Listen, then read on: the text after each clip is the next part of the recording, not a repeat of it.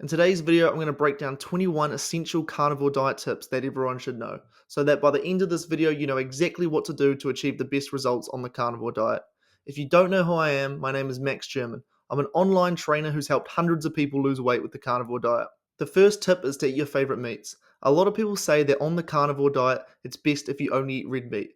And while this might be true, at the start you don't want to get bored, so it's very good to have some variety. This way it makes it more interesting and you're much more likely to stick to it. The second tip is to avoid fasting. When you first hop on the carnivore diet, a lot of things are changing in your body, one of which is your body's primary fuel source. For most people, their body's used to running on carbohydrates, and when they go on the carnivore diet, they switch over to fats. During this process, your hunger hormones are all out of whack. It makes it a lot harder to fast. So when you're starting carnivore, avoid fasting, eat when you're hungry, and you'll be sweet. By avoiding fasting, it's going to become a lot easier to stick to. Once you're fat adapted and your body is used to running on fats, fasting becomes incredibly easy. In fact, one time I said to myself, you know what, I'm just going to not eat until I get hungry. And I literally didn't eat for 2.5 days. And even then, I wasn't even hungry. I just had something on. I was like, man, I probably should eat something now. Fasting will become incredibly easy in time. So if later on, somewhere down the line, fasting is something that you want to do, it is incredibly easy. But at the start, I would avoid it. The third tip is to not listen to others. What will happen is a lot of people will go on the carnivore diet, they'll feel amazing, they'll lose all this weight, they'll have all these positive benefits, and then what will happen is they'll have a friend or family member say to them, you know, eating all that meat's bad for you. And so they get all nervous, they become disheartened, oh, what are people going to think of me? And so they decide to stop. So make sure once you start having all these amazing results, you don't let one person's opinion completely throw you off track. The next tip is to remember that the start is hard, but it gets easier and easier as time goes on. Over time, when you avoid all the processed garbage that messes with your taste buds, meat starts tasting nicer and nicer. A lot of people think, oh, I'm going to get sick of meat if I continue eating it over and over again. However, you talk to anyone who's done this diet for an extended period of time, every steak tastes better than the last one. Like genuinely, the steak I just had was one of the best steaks I've ever had in my life. And I've literally eaten beef for 99.9% of my meals for the last 6 months. So when you're 5 days into it and you're thinking to yourself, geez, I'm not sure how much longer I can continue doing this all meat thing. Remember, starts tasting better and better over time. You also might have to deal with the keto flu, which as I mentioned at the start, your body's used to running on carbohydrates and now it has to get used to running on fat. Now this should only last a few days. During these few days, you may notice a massive drop in energy. However, you need to remind yourself, this isn't forever, and after those few days are up, you're going to have so much energy, it's going to be unbelievable. The next tip is to remind yourself that the cravings aren't going to last forever. For the first week or so, you might have some pretty crazy cravings. However, within a week, they're all going to completely vanish. Now, the reason these cravings go away after a week is pretty complicated, but I made an entire video on this topic the other day, which I'll link to at the end of this video. The next tip is to make sure that you're including salt, and a lot of it too. The carnivore diet is a low carbohydrate diet, and when you're in a low carbohydrate state, you excrete more electrolytes. Salt is an electrolyte, so in order to make sure that your electrolyte levels stay where they need to be, you need to ensure that you're consuming a little bit more than you normally would. You also need to remember that the processed garbage you ate beforehand contained absurd amounts of salt.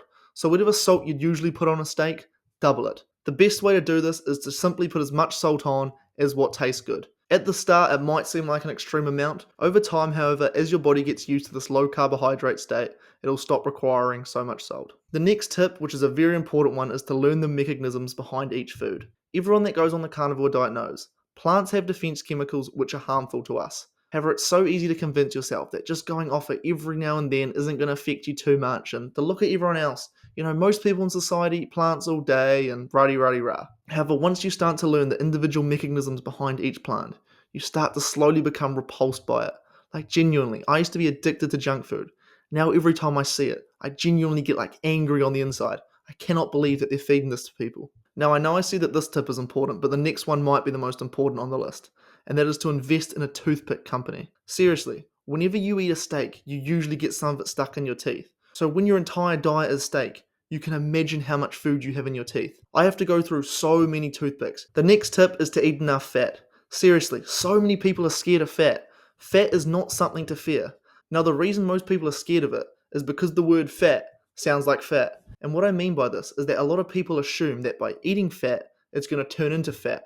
However, this is not the case. Fat is what makes you feel full, so you don't overeat, which therefore means you don't become fat, as well as the fact that it's essential for our hormone production and for our energy levels. Do not be scared of fat. You need to consume a decent amount on this diet to thrive. Remember, nobody ever got fat eating animal fats. The only reason people are fat is because we have so many carbohydrates in our diet, as well as these toxic oils that cause inflammation in our body and ruin everyone's metabolisms. Now, the next tip doesn't really apply to everyone, but it kinda does, and that is you should eat your fat first at the start of a meal. When you eat protein before your fat, your blood sugar is going to spike more than it would if you were to eat the fat first. So if you're someone who really needs to be in a ketogenic state, like a diabetic or someone with mental health issues, it's probably a good thing to eat your fat first. So if you have a massive fatty steak in front of you, instead of leaving the fat on the outside till the end, eat it at the same time as you eat the muscle meat. Now, you don't have to get all nervous with this when you're eating. Even if you don't do this, I'm sure it's not going to make too much of a difference. It's just for those certain groups, it may help them out just that even a little bit more. Now, the next tip is to keep your coffee and caffeine in for at least the first 30 days. When you quit caffeine, a lot of people have massive withdrawal symptoms, which leaves them feeling terrible. So they'll start the carnivore diet, remove all plants, including coffee, and they'll start feeling just terrible. And so they'll think to themselves, geez, this is weird. Everyone that goes on carnivore talks about how amazing they feel. Yet I'm 14 days in and I still don't feel myself. However, really, it's just the caffeine withdrawal is still affecting them. So in order to actually see if you feel better on carnivore, you want to keep all variables the same. So as I said, keep caffeine in for at least the first 30 days, and then if you want to remove your coffee or whatever afterwards, think about doing it then. Now the next tip is to make sure you have a bathroom around you at all times.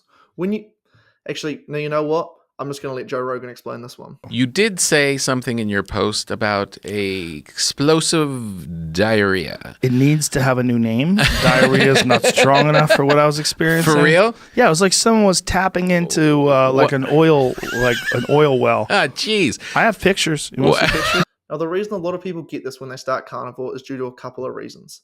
The first is the massive change in your gut microbiome. The bacteria in our gut is incredibly diverse. They're made up of so many different things. And when you have a massive change in your diet, it all has to change, which means it has to go out somehow. Now, if you're on a carnivore diet for your entire life and you switch to a vegan diet, you would also have some serious stomach issues when beginning. As well as the fact that for your body to break down fat, it needs something known as bile to break it down.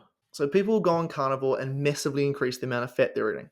However, the amount of bile they make only slowly upregulates. So during this time, this fat cannot be broken down, which leaves their stools a bit runny. So if this does happen to you, don't be concerned. There's nothing wrong with you. It's just your body getting used to such a change in diet. The next tip is to watch YouTube videos for motivation.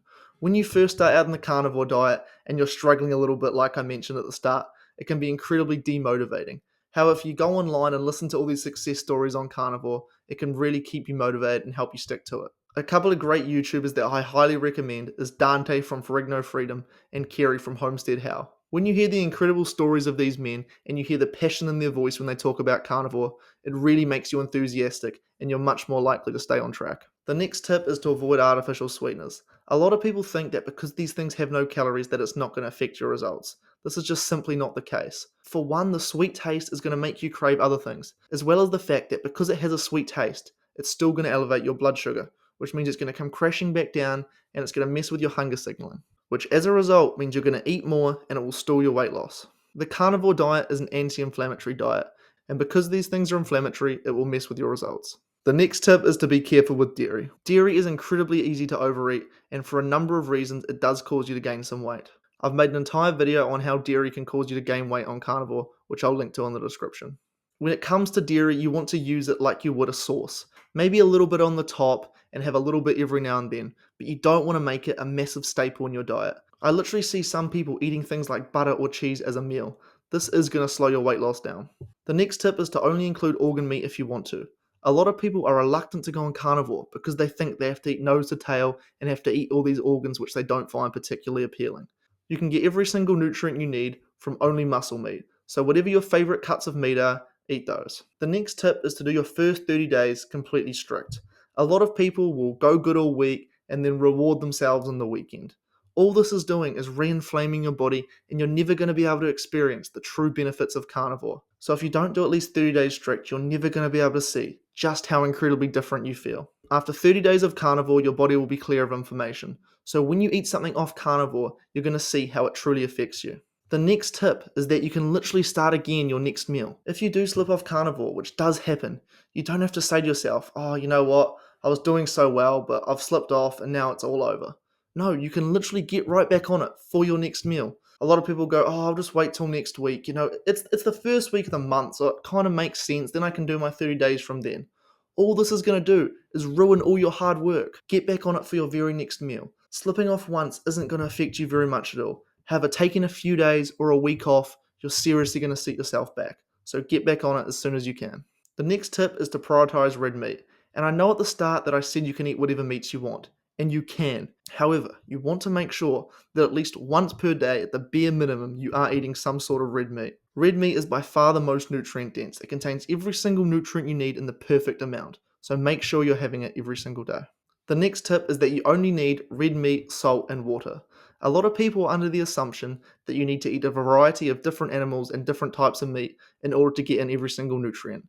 In red meat, like I said, it has every single nutrient you need in the perfect amounts. So if the only thing you eat is red meat, you're going to be completely fine.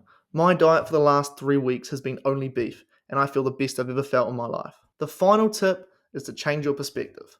A lot of people will go on carnivore and they'll see all these foods that they can't eat and they'll go, man, this sucks. I only get to eat these select few amount of foods. However, what you should be thinking is, I get to eat the greatest food on the planet for every single meal. All this other food that people eat, it's not real food. It's an addictive drug that's been marketed to the masses as food. On this diet, you get to eat real food, the greatest food on the planet, every single meal. It is seriously a blessing. So next time you're having these thoughts that you're missing out on all these foods, change your perspective to this. It will seriously help you out. Anyway, that right there concludes this video. If there's anything I missed or you have any questions, leave them in the comments down below.